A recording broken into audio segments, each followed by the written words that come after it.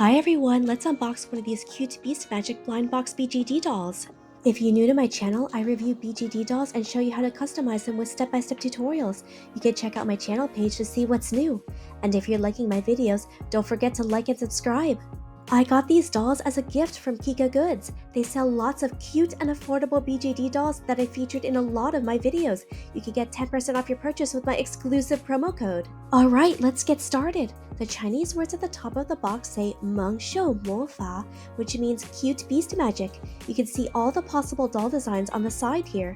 They're all really cute, but there's a lot of blue ones, so not too much variety in color.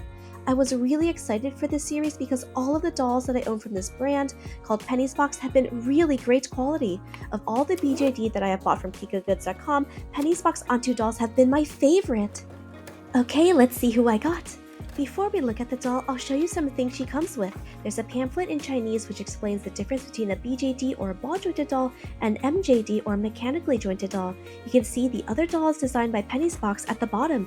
You can share doll parts across all of their BJD series. The other side shows you what's included, how to change the parts, and tips on dressing the doll. I'll show you how to do all that in this video. Here's the collector's card. This character is Coco Hamster, the Thunder Messenger. On the other side, there's a story about how these girls are protectors of the forest and they each have different powers. Here's her cute little outfit. I'll go into this in more detail later. She also comes with what looks like magnetic ears and a tail and extra hands. I'll show you how to put these on later. Now we're getting to the good part. After opening the top of her blister box, we can look at her staff. It's pale yellow with some darker yellow paint details. It's hard to tell in this video, but there's etched stars all throughout the staff, even at the bottom of the handle. At the top, there's an oval-shaped clear gem. I noticed that the staff sculpt is the same as the previous doll that I unboxed, but the gem at the top of the staff is different. Now here's the doll. What I think is most special about this doll are her sculpted eyelashes. It's a really nice 3D detail that makes the eyes pop out for a cute and adorable aesthetic. Unfortunately, there is a black smudge on the bottom of her face, but I was able to wipe it off with my hands. She has a light blue unicorn horn and these really cool transparent pigtails. There's a hole in the back of her body for you to insert the tail. And in addition to having an adorable face sculpt, the head has really good articulation. You can move it side to side or up and down. You can also twist the torso. Her arms have a really great range of motion and you can bend her elbow all the way up. But because her hands are really chubby and big, there's not a lot of up and down movement, but you can still twist them at the wrist. This is kind of an easy detail to miss, but she has very subtle tufts of fur sculpted around her wrists. As a doll designer, I always inspect the leg joints. This doll actually has a really great articulation in her legs. You can bend her knee pretty far. And look at these sculpted tufted fur details on her lower leg, and she has paws for her feet, so cute and unique. Looking at her ankles, you can't point her feet down, but you can swivel them from side to side. As a doll designer, I'm always checking if the doll can sit at a 90-degree angle because sometimes you just want to set them on the ground or put them in a chair. So I'm happy to see that this doll does sit very well.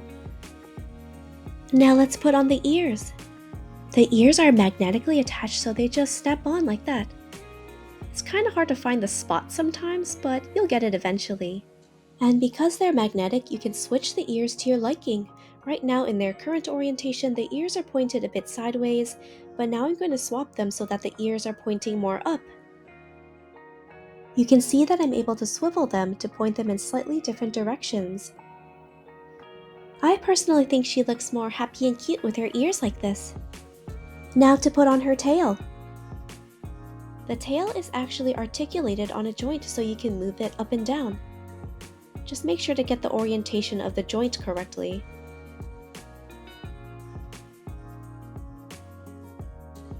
Now just insert the tail into the hole. And now you can move it up and down.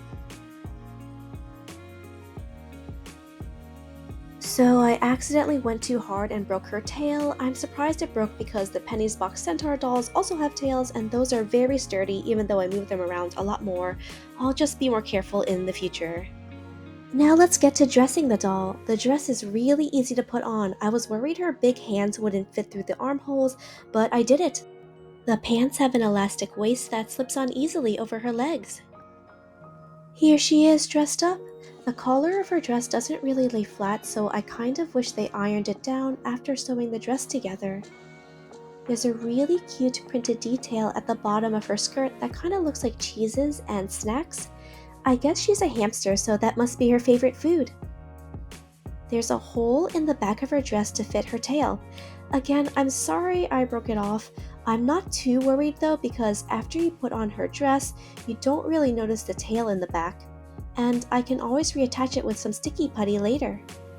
One of her extra hands is curved to fit around the handle of the staff. In order for her to hold the staff, you'll need to replace the hands, and I'll show you how.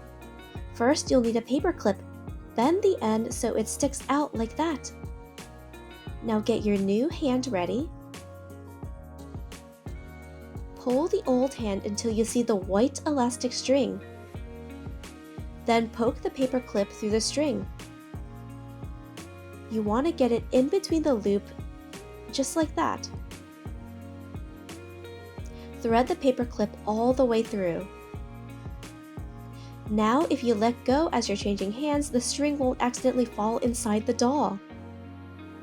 You don't need special tools for the next part, but I'm going to use this pliers to help me get a better grip on the S-hook that's attaching the hand to the elastic string. So grab the hook. Now just unhook the hand.